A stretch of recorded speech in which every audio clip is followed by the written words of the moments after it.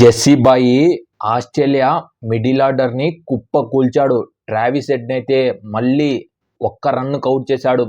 Mitchell Marsh duck out చేసి పంపించాడు డగ్అవుట్కి. ఇంకా మరి ముఖ్యంగా సిరాజ్ బాయ్ అయితే ఎక్సలెంట్ స్పెల్ వేశాడు.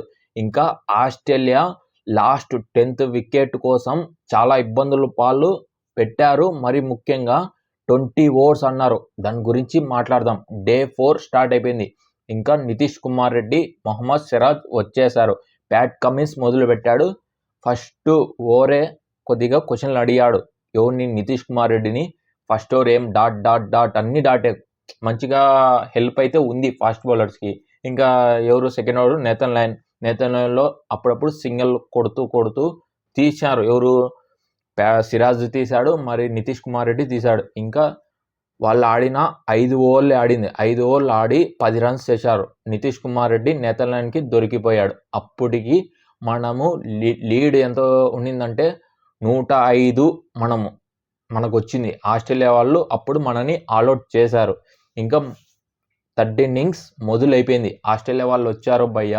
ఎవరు ఇతను శామ్ కర్టిస్, మరి ఉస్మాన్ ఖవాజా.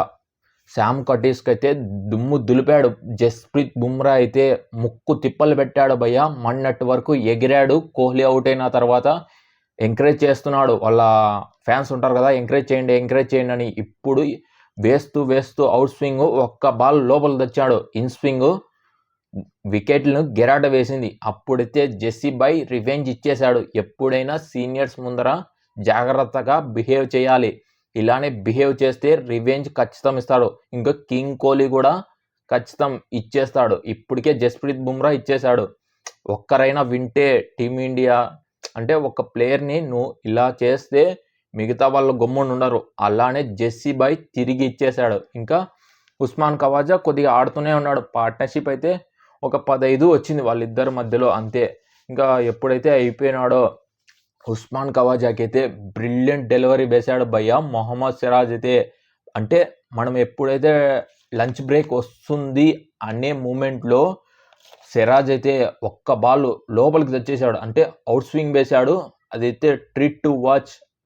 నేనైతే ఇన్ని మ్యాచ్లకి ఈ మ్యాచ్లో కొద్దిగా ఎఫెక్ట్ ఎక్కువ ఇచ్చినాడు. ముందటి వరకు లక్కు లేదు. ఇప్పుడైతే బ్రిలియంట్ వేశాడు. అప్పటికే 53 for 2 wickets. లంచ్ తర్వాత మొదలైపోయింది మొత్తానికి. అప్పుడైతే వచ్చాడు భయ్య ఎవరంటే స్టెయిన్ స్మిత్. అప్పుడప్పుడు కొన్ని చిన్న బౌండరీస్ వచ్చినాయి. లబుషేన్ వచ్చినాడు. వాళ్ళిద్దరి మధ్యలో పార్ట్నర్షిప్ ఒక 35 runs వచ్చినాయి. అట్నే కొనసాగిస్తూనే ఉన్నాడు. అప్పుడప్పుడు బుమ్రాని కొట్టడం, ఆకాశ్దీప్, మొహమ్మద్ సిరాజ్, రోహిత్ శర్మ కెప్టెన్స్ అయితే ఎక్సలెంట్ భయ్య. ఎందుకంటే అతను fielding, short leg, mid on అన్ని మంచి ప్లేస్ పెట్టాడు. అంటే థర్డ్ మ్యాన్ కూడా పెట్టాడు. ఎందుకంటే రన్స్ లీక్ చేయకూడదు, వికెట్లు త్వరగా తీయాలనేది.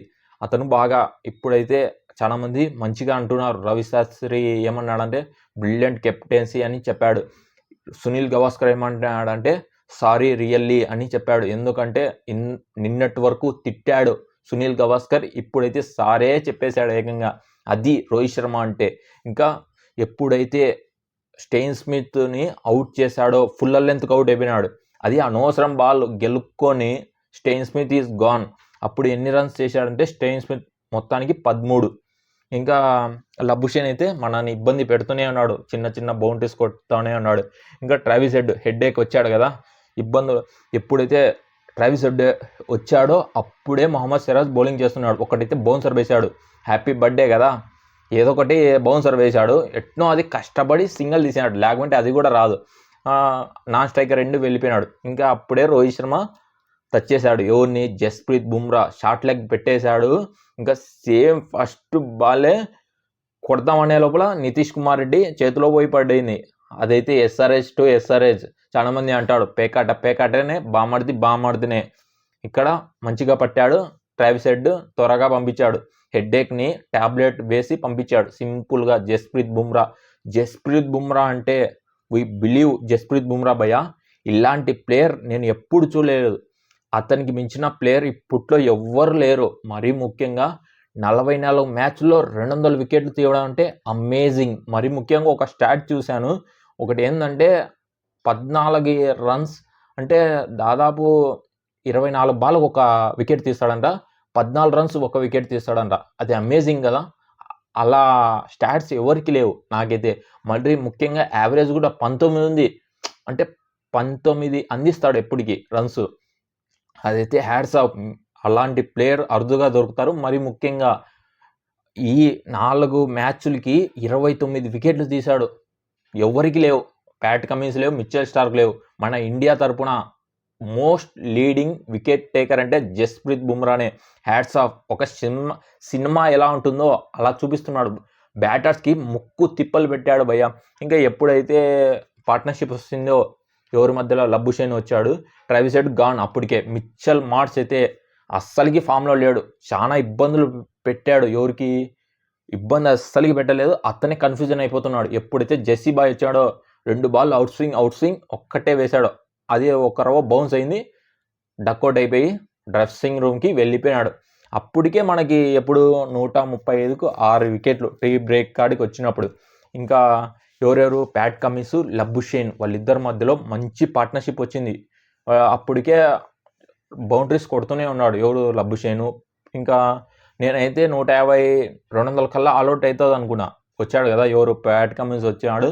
చాలా ఇబ్బంది పెట్టాడు టీమిండియాని. మళ్ళీ లబ్బుషేన్ కూడా ఒక 70 రన్స్ చేశాడు భయ్య. అమేజింగ్ షాట్స్ కొట్టాడు. కొన్ని drives of side, leg side. ఎప్పుడైతే ముందు అయితే గ్రీస్ బయటకు వచ్చి ఆడుతున్నాడు. ఇప్పుడైతే బాగా ఆడిన తర్వాత వికెట్లను కవర్ చేస్తున్నాడు. వికెట్ అసలుకి కనపరాకుండా చేస్తున్నాడు బౌలర్స్కి. అంత ఇబ్బంది పెట్టాడు లబ్బుషేన్. ఇంకా ఏం చేస్తాడు చెప్పండి. మరి ముఖ్యంగా ప్యాట్ కమిన్స్ కూడా అప్పుడప్పుడు చిన్నగా బౌండరీస్ కొడుతూనే ఉన్నాడు. వాళ్ళిద్దరి మధ్యలో పార్ట్నర్షిప్ అయితే దాదాపు ఒక 50 పరుగులు వచ్చినాయి ఎవరి మధ్యలో, వాళ్ళిద్దరి మధ్యలో. ఇంకా నేనైతే ఎవరు తీస్తారా భయ్ అని అనిపిస్తూనే ఉన్నింది. ఇంకా బుమ్రాన్ తెచ్చాడు, వికెట్ రాలేదు. కానీ డిఎస్పి సిరాజ్ వచ్చేసాడు. అప్పటికే లబ్బుషేన్ 70 రన్స్ చేశాడు. ఒక్క బాల్ వేశాడు భయ్య, ఇన్ స్వింగ్ వచ్చింది, వికెట్లు గెరాట్ చేసింది. అదైతే అంపైర్స్ కాల్. అంపైర్ వేయకపోయింటే మనకు చాలా ఇబ్బందుల పాలు తప్పవు. మరి ముఖ్యంగా అప్పటికే చాలా డ్యామేజ్ చేశాడు లబ్బుషేన్. అప్పటికే అవుట్, త్వరగా పంపించాడు. ఇంకా ప్యాట్ కమిన్స్ ఉంటాడు కదా. ఏంది ఫస్ట్లో అయితే ఉస్మాన్ ఖవాజాకి జైస్వాల్ వదిలేసినాడు ఫస్ట్ 2 రన్స్ పైన. ఇంకా లబ్బుషేన్ వికెట్ కూడా వచ్చింది కానీ వదిలేశాడు.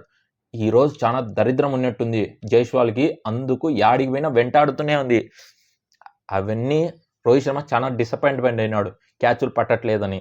అలా ఆఫ్ ఫీల్డ్ అలా ప్రతి మనిషికి ఆఫ్ డే అనేది ఉంటుంది. అవన్నీ వదిలేస్తారు. ఎందుకంటే హీట్ ఆఫ్ మూమెంట్స్ కదా. త్వరగా తీయాలి, గెలవాలి, రన్స్ లీక్ అయితే ఇబ్బందులు టీమిండియాలో పడుతుందని అనుకుంటాడు రోహిత్ శర్మ. ఇప్పుడే టార్గెట్ చేశారు. ఇప్పుడు మీరే తప్పు చేస్తే ఇతన్నే ట్రోల్ చేస్తారు. అందుకు ఇంకా ఎప్పుడైతే ఇతను లబ్బుషేన్ అవుట్ అయినాడో ఇంకా ప్యాట్ కమిన్స్, మరి ముఖ్యంగా ఎవరు మిచెల్ స్టార్క్ ఏం చేసింది ఏం లేదు. సింగిల్ తీసుకుంటూ ఉన్నాడు. ఎప్పుడైతే ప్యాట్ కమిన్స్ ఎట్ అవుట్ అవుతాడో నాకే తెలియట్లేదు. మంచిగా ఆడుతున్నాడు. ఏంది ఆఫ్ సైడ్ కొడతాడు, ఇంకా కవర్ డ్రైవ్ ఆడుతాడు. ఇరిటేషన్ తెప్పించాడు రోహిత్ శర్మకి ఒక్క మూమెంట్లో చెప్పాలంటే. ఇంకా ఇట్ట కాదులే జడేజాని తెచ్చాడు భయ్య. ఇంకా ఆఫ్ సైడ్ బాల్ని గెలుక్కున్నాడు. డైరెక్ట్ స్లిప్లోకి రోహిత్ శర్మ ఇచ్చాడు. అదైతే మంచిగా పట్టాడు, పంపించాడు రోహిత్ శర్మ. 41 కాన అవుట్ అయిపోయినాడు 4 4లు కొట్టి. ఇంకా మిచెల్ స్టార్క్ కూడా ఏం చేస్తాడు చెప్పు. మిచెల్ స్టార్క్ ఇంకా నేతన్ లైన్ వచ్చేసాడు. 5 రన్స్ చేశాడు మిచెల్ స్టార్క్. త్వరగా పంపించాడు. అది రన్అట్. ఏది డబ్బల్ తిరిగేటప్పుడు త్రో వేశాడు ఎవరికి, రిషబ్ పంత్కి. వాడు లేజీగా స్టార్ట్ అయినట్టున్నాడు మిచెల్ స్టార్క్. అంటే సెకండ్ పరిగేటప్పుడు రిషబ్ పంత్ ఉన్నాడు కదా, అక్కడి నుంచి ఇక్కడ త్రో వేశాడు. జస్ప్రీత్ బుమ్రా ఓవర్లోనే అది వికెట్ వచ్చింది. కానీ అది రన్అట్గా వీళ్ళిద్దరు నితీష్ కుమార్ రెడ్డి, పంత్కి ఉంది. ఇంకా ఎవరు నేతన్ లైన్, స్కాట్ బాలాండ్, వీళ్ళిద్దరికి ఏం చెప్పాలి భయ్య. దాదాపు 20 ఓవర్లు ఆడినారు. ఫుల్ హెడ్ఏక్ వచ్చేసింది టీమిండియాకి. మరి ముఖ్యంగా పిచ్చిగా ఆడినారు. బాల్ తింటూనే ఉన్నారు. ఒక్క స్టంప్కైనా వేస్తారంటే స్టంప్కి వేయరు. ఒక ప్లానింగ్ లేదు. ఎలా వేయాలి, ఎలా వేస్తే వికెట్ వస్తుంది అనేది అబ్జర్వ్ చేయలేకున్నారు. నాకు అర్థమే కాలేదు రోహిత్ శర్మ.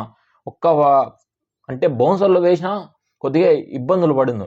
అది అసలుకి వేయలే బౌన్సర్లు. ఎప్పుడో ఒక బాల్ వేస్తాడు. జస్ప్రీత్ బుమ్రా అయినా, ఆకాశ్దీప్ అయితే చాలా అలసిపోయినాడు. ఇంకా మహమ్మద్ సిరాజ్ అయితే ఫుల్ లెంత్ ఎక్కువ వేస్తున్నాడు, డ్రైవర్ లెంత్ ఎక్కువ వేస్తున్నాడు, కొట్టిస్తున్నాడు. ఇంకా ఏం చేస్తాను చెప్పండి. అప్పటికే వాళ్ళిద్దరి మధ్యలో 50 పార్ట్నర్షిప్. ఇంకా నేతన్ లైన్ అయితే ఫిక్స్ అయినాడు 41 రన్స్ కొట్టాడు. ఇంకా స్కాట్ బ్యాలెన్ ఉన్నాడు కదా, అతను కూడా మంచిగా సెటిల్ అయినాడు ఆడ. ఇంకా న్యూ బాల్ తీసుకునే ఏం ఎఫెక్టే లేదు, చాలా నో బాల్ వేశాడు. ఆ నో బాల్కి వికెట్ వచ్చేంత పని చేసినాడు జస్ప్రీత్ బుమ్రా, కానీ అది నో బాల్. కేఎల్ రాహుల్ మంచి క్యాచ్ పట్టినాడు.